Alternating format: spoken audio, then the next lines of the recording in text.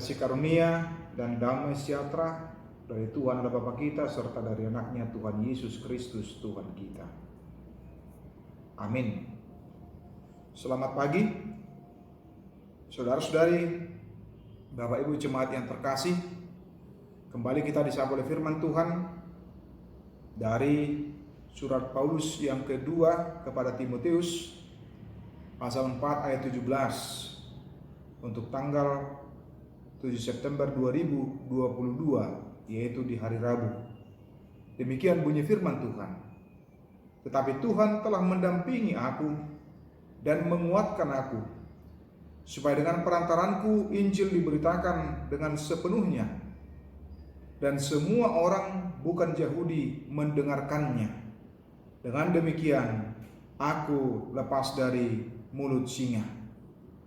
Ale Tuhanido madongani jala margogoi honau, asa tulus parjamitauni marhite sianau, gabisa luhut sipilebegu begesa, laos malua doau sian babani babiati.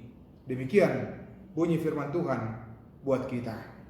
Saudara-saudari, Bapak Ibu jemaat yang dikasihi oleh Tuhan Yesus Kristus, ada satu ungkapan yang sangat bagus menyangkut tentang persahabatan, teman yang sesungguhnya.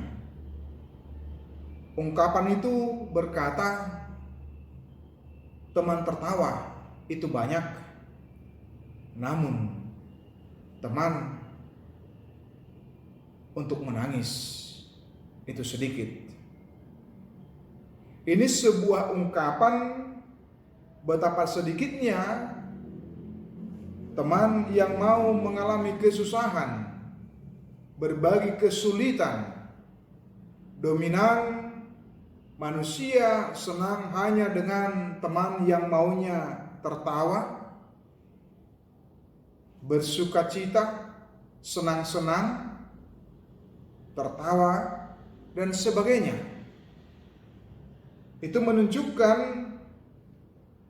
di dalam kehidupan kita betapa sangat sulit sekali untuk menjadi dan mencari teman sejati. Teman yang sejati adalah teman yang mau senantiasa mendampingi kita, bersama dengan kita dalam susah maupun senang, dalam keadaan gembira atau dalam keadaan sedih. Itulah yang dialami oleh Paulus di tengah-tengah perjalanan pelayanan penginjilan yang dia lakukan. Ternyata tidak semuanya memiliki komitmen yang tangguh atau yang kuat. Ada yang oleh karena godaan yang begitu hebat, begitu luar biasa dari tengah-tengah dunia ini, seperti disebutkan di ayat 10, Demas telah mencintai dunia ini dan meninggalkan aku. Sebuah pilihan yang dilakukan oleh Demas dengan meninggalkan Paulus.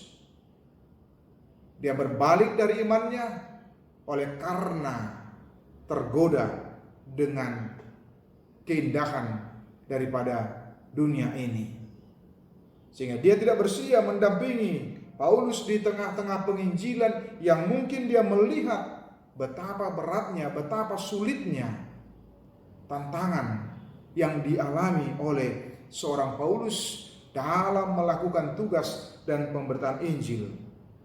Demikian juga disebutkan dengan keras-keras setelah pergi ke Galatia dan Titus ke Dalmatia, meski dia mengatakan hanya Lukas yang tinggal dengan dirinya. Itu menunjukkan ternyata sedikit sekali orang yang mau bersama-sama dan memiliki komitmen yang teguh, yang kuat di dalam memberitakan Injil.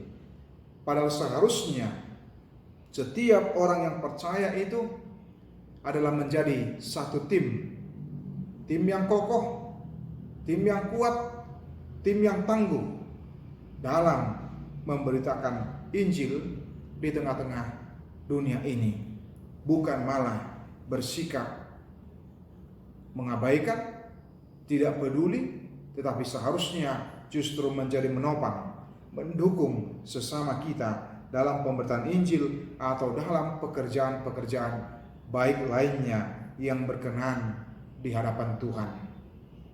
Oleh karena itulah Paulus mengatakan, tadi disebutkan, tetapi Tuhan telah mendampingi aku dan menguatkan aku. Paulus menyadari ternyata hanya Tuhan yang merupakan sahabat yang sejati, sahabat yang sesungguhnya, yang senantiasa mendampingi dia 24 jam tanpa dibatasi oleh waktu, tanpa dibatasi oleh ruang. Tapi dimanapun dan kapanpun, Paulus menyadari tentang penyertaan, perlindungan, dan kasih Tuhan di dalam kehidupannya yang senantiasa mendampingi dan menguatkan dia. Nah, di tengah-tengah situasi kondisi seperti itulah pula kita di tengah-tengah kehidupan kita. Kita mau diajak untuk boleh menjadi sahabat bagi sesama kita. Tetapi justru sahabat yang sejati, sahabat yang saling menguatkan, yang saling mendukung. Bukan malah sebaliknya, atau menjadi sahabat hanya pada masa-masa senang.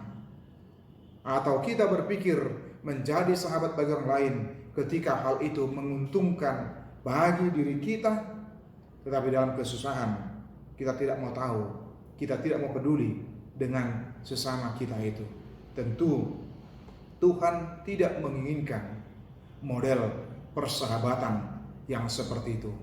Mari kita belajar apa yang dilakukan oleh Daud dan Jonathan di dalam persahabatan mereka yang begitu kokoh, yang begitu kuat.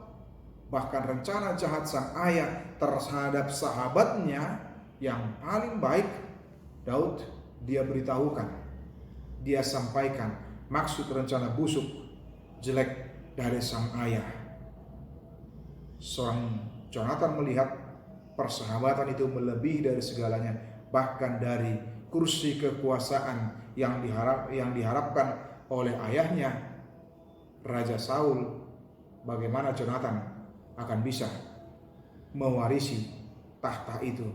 Tetapi Jonathan memilih persahabatan itu menjadi sesuatu yang lebih lagi. Demikianlah kita juga di tengah-tengah kehidupan kita. Mari kita bersama-sama di tengah-tengah kehidupan kita untuk boleh saling mendukung, saling menopang satu dengan yang lainnya. Hidup seturut dengan kehendak Tuhan. Dan itu pula yang disampaikan oleh Paulus dalam nats ini. Dengan demikian aku lepas dari mulut singa. Paulus menggambarkan dengan tugas dan tanggung jawab itu yang dia pikul itu adalah sebagai bentuk kesungguhan dia, keseriusan dia dalam merespon imannya terhadap Yesus Kristus, panggilan dan pemberitaan Injil. Mulut singa itulah simbol dari kematian yang selama-lamanya. Tetapi Paulus memilih kepada kehidupan yang kekal dengan setia dan taat kepada Tuhan dalam memberitakan Injil, walau apapun yang terjadi, apapun yang dialami dan dihadapi oleh Paulus, karena dia sadar Tuhan bersama dan beserta dengan dia. Tuhan Yesus memberkati kita semua. Amin. Kasih karunia dari Tuhan Yesus Kristus serta kasih setia Allah Bapa dan persekutuan Roh Kudus memberkati dan menyertai kamu sekalian hari ini, esok, dan sampai selama-lamanya. Amin.